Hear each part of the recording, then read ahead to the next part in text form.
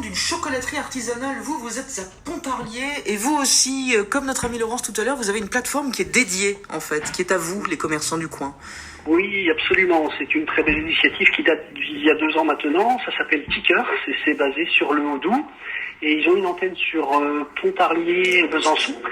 Et c'est vrai que cette antenne nous a permis, cette année, pendant la période de confinement, de se rendre compte de l'importance et de l'intérêt des ventes en direct. Comment ça marche chez vous? Vous êtes un chocolatier. On n'a pas oublié qu'on avait passé Pâques en confinement. Donc du coup, il a fallu vraiment faire quelque chose. Comment ça marche pour vous? Comment aujourd'hui les choses se séparent en fait? Est-ce que vous avez l'impression que la période du confinement a fait que vos consommateurs avaient changé leur manière de consommer? Ou est-ce qu'ils sont tous revenus chez vous, ventre à terre, pour déguster votre chocolat? Parce que là aussi, le lien social, quand on peut en profiter pour manger un carré de chocolat, c'est pas plus mal. Oui, alors il y avait 2 choses. Déjà, le manque de chocolat était vraiment néfaste. Et puis par contre, c'est très bon pour le moral, surtout dans cette période de confinement. Donc par rapport à Tickers, ils avaient choisi une quinzaine de produits de notre petite chocolaterie artisanale. Ils les ont mis en ligne.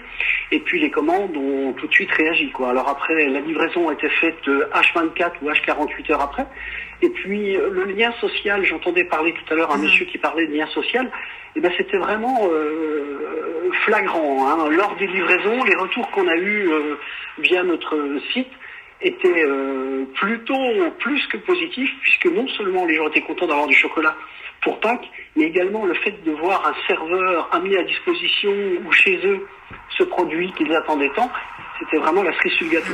Et de savoir qu'il vient de vous, est-ce que sur cette plateforme, vous gardez contact avec les gens, c'est-à-dire que vous pouvez leur parler directement ou pas du tout, en fait?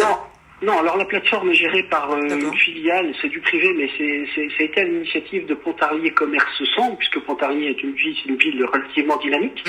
Et donc les gens passent commande, et puis bon, on a tous une page Facebook ou un site, et puis c'est vrai que les commentaires affluent plutôt de façon bienveillante. Mais du coup, est-ce que vous avez le sentiment que vos consommateurs sont un peu différents aujourd'hui? Alors on manque un peu de recul, hein, mais pourront aller plus facilement au fond vers la commande, y compris sur cette plateforme dédiée, ou est-ce que là déjà depuis le déconfinement vous avez senti que les ventes en magasin avaient repris de plus belle?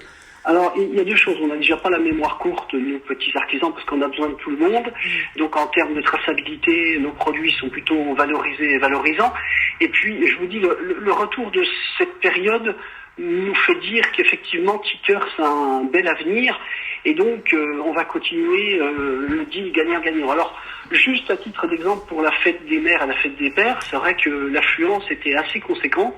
Alors certes, on a perdu 45% de notre activité à Pâques, puisque même si on ouvrait la boutique, eh bien, il y avait peu de monde dans les rues, ce qui était normal par rapport au risque sanitaire. Mais on va dire que l'un dans l'autre, effectivement, c'est une expérience à renouveler avec Tickers. Et merci beaucoup pour ce témoignage, Denis Poideau. Merci vraiment, qui ressemble effectivement, Vincent Chabot, à ce que notre première auditrice, Laurence, nous raconte.